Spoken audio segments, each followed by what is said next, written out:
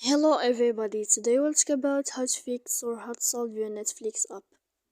Do you know how to fix or how to solve your Netflix? You should just go to settings. Here we click apps, default apps, app settings. After that we click on the application of Netflix. When you find this page of app info, you will click on first stop and we click OK. Here we'll enter to the window of storage. Then we click clear cache. You can go to Play Store.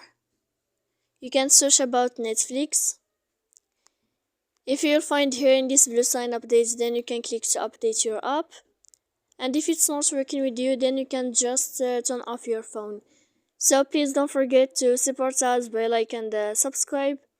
See you next time in another video, and thank you for your attention.